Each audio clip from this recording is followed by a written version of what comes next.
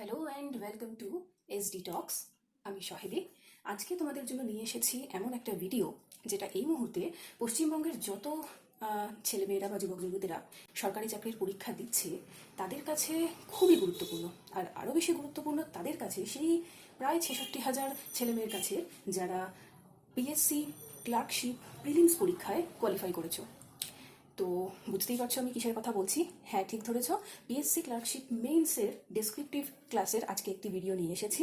তো চলো শুরু করা যাক। পিএসসি ক্লার্কশিপ মেইনসে তোমরা সবাই জানো যে 6টা টপিক আসে ডেসক্রিপটিভে লিখতে হয়, 3টে বাংলা 3টে ইংলিশে, বেসি রিপোর্ট রাইটিং এবং translation in both the languages.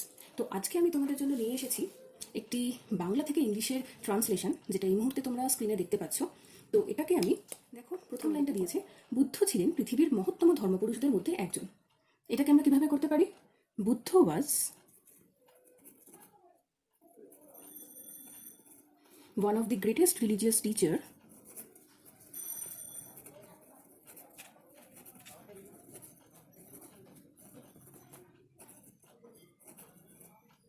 in the world. তাহলে বুদ্ধ ছিলেন পৃথিবীর মহত্তম ধর্মপুরুষদের একজন। Buddha was one of the greatest religious teachers in the world. তার প্রকৃত নাম ছিল সিদ্ধার্থ। তাহলে এটা কি হবে? His original name was Siddhartha. আমি যেটা বলবো যে আমি যেমন এখানে বাংলা টেক্সটটা দিয়ে দিয়েছি, তো তোমরা স্ক্রিনটাকে, ভিডিওটাকে পজ করে তোমরা বরং বাংলাটাকে খাতায় একবার টুকে নাও। তারপর একটা একটা করে লাইন আমি যেরকম ইংলিশে ট্রান্সলেট করে দেখাচ্ছি ভিডিওতেই, সেরকমভাবেই তোমরাও একটা একটা করে লাইন ট্রান্সলেট করে নিজেদের খাতায় লেখো। তাতে তোমাদের শেখাটাও হয়ে যাবে আর ক্লার্কশিপের মেইনসের প্রিপারেশনটাও খুব ভালো মতন হয়ে যাবে। তো কি লাইনটা ছিল? তার প্রকৃত নাম ছিল সিদ্ধার্থ। হিজ অরিজিনাল নেম ওয়াজ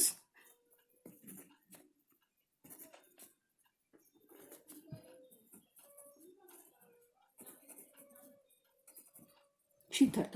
এখানে তোমরা হিজ রিয়াল নেমও লিখতে পারো। তারপরে দেখো, তিনি 600 খ্রিস্টপূর্বাব্দে জন্মগ্রহণ করেন।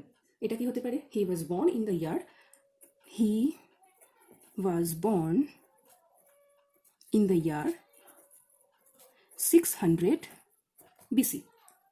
ঠিক আছে, এটাও ইজি ছিল। রাজপুত্র হয়ে জন্মেছিলেন তিনি, কিন্তু রাজা হতে চাননি। রাজপুত্র ইংলিশ কি হয়? প্রিন্স হয়।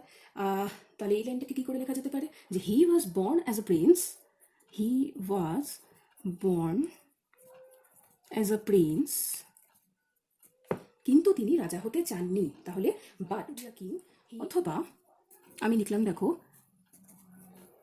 বাট হি ডিড নট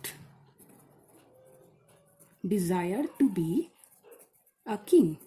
এবারে তোমরা এখানে ডিজায়ার টু বি না লিখে ওয়ান্টও লিখতে পারো, যে but he did not want to be a king, এটাও লিখতে পারো। ঠিক আছে, দেখো ট্রান্সলেশনে একটা ওয়ার্ডের অনেক রকম মিনিং হয়। সবাইকে যে একটাই ওয়ার্ড লিখতে হবে পার্টিকুলারলি, যেটা আমি করাচ্ছি, এরকম কোনো অর্থ নেই। তোমরা মোটামুটি একই অর্থ সম্পন্ন যত রকম ওয়ার্ড হতে পারে, মোটামুটি একই মিনিং থাকবে, তোমরা সেটা কিন্তু করতে পারো।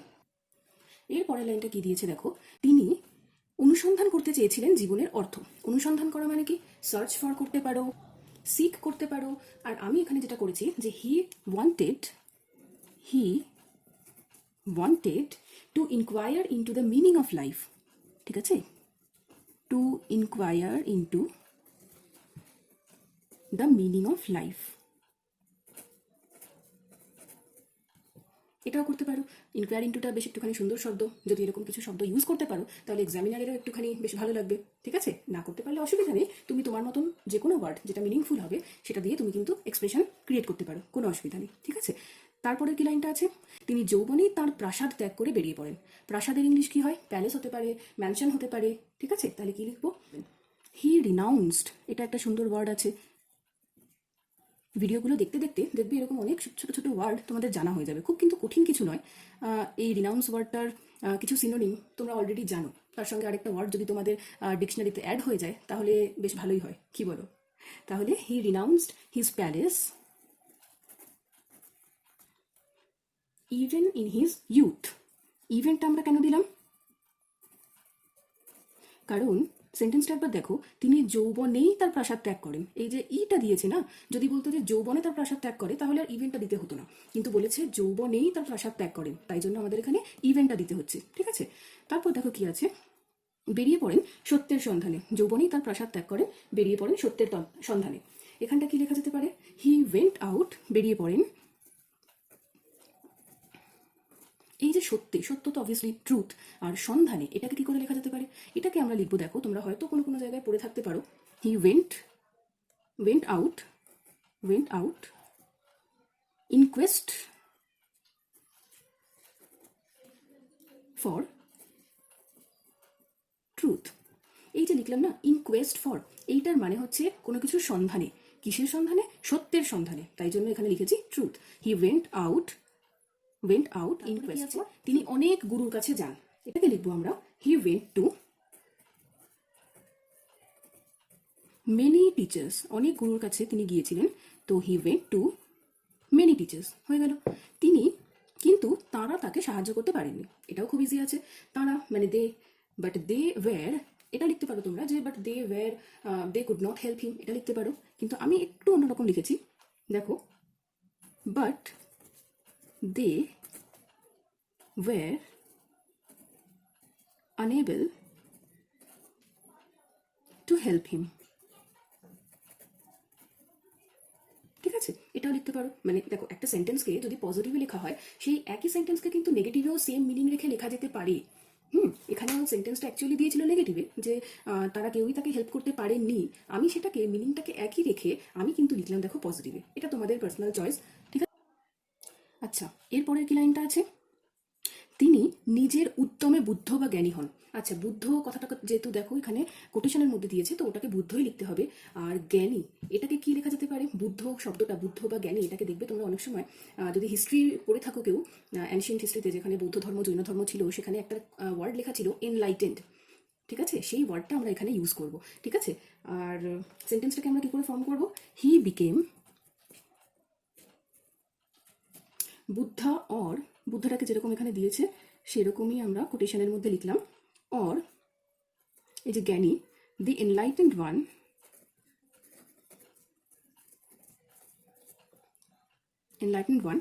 তিনি, দেখো, তিনি বুদ্ধ বা জ্ঞানী হন, এই পার্টটা লিখে ফেলেছি। নিজের উদ্যমে, এই পার্টটুকু কিন্তু আমাদের বাকি আছে। উদ্যমটা কি হতে পারে ইংলিশ? ভাবো, আমি এটা যেভাবে লিখেছি তোমাদেরকে দেখাই, Buddha or enlightened one through his own endeavour বা বাই হিজ ওন এন্ডিভার, এটা তোমরা লিখতে পারো।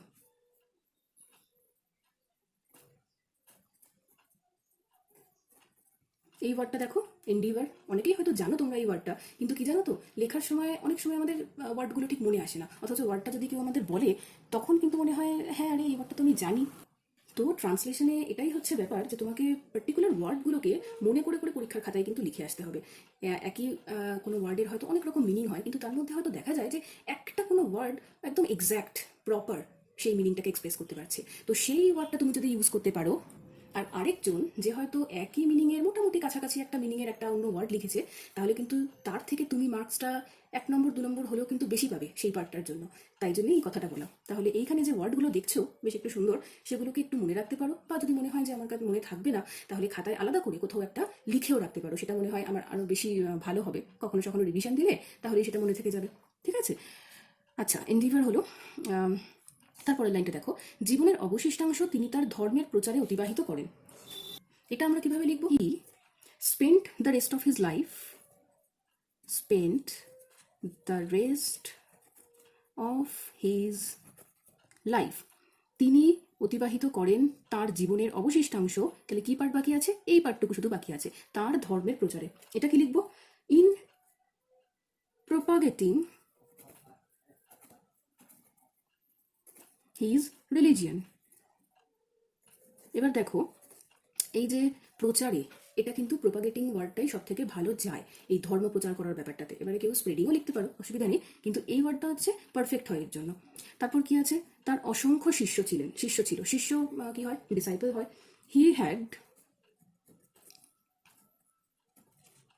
মেনি ডিসাইপলস, সিম্পলি লিখে দাও, হয়ে গেল। লাস্ট লাইন, তার মৃত্যুর পূর্বে বৌদ্ধ ধর্ম নামে অভিহিত তার ধর্ম দেশ দেশান্তরে ছড়িয়ে পড়ে। দেখো, এখানেও কিন্তু একটা বেশ বড় সেন্টেন্স দেখতে পাচ্ছ, দেখেই ঘাবড়ে যেও না, একটু ভেঙে ভেঙে করো। তার মৃত্যুর পূর্বে, এটা একটা পার্ট। বৌদ্ধ ধর্ম নামে অভিহিত তার ধর্ম, এটা একটা পার্ট। দেশ দেশান্তরে ছড়িয়ে পড়ে। ক্লিয়ার? তাহলে এটা কি লেখা যেতে পারে? এটা লিখবো যে এই যে ওনার ধর্মটা তোমরা রিলিজিয়ন লিখতে পারো, আমি এখানে সেক্ট লিখলাম।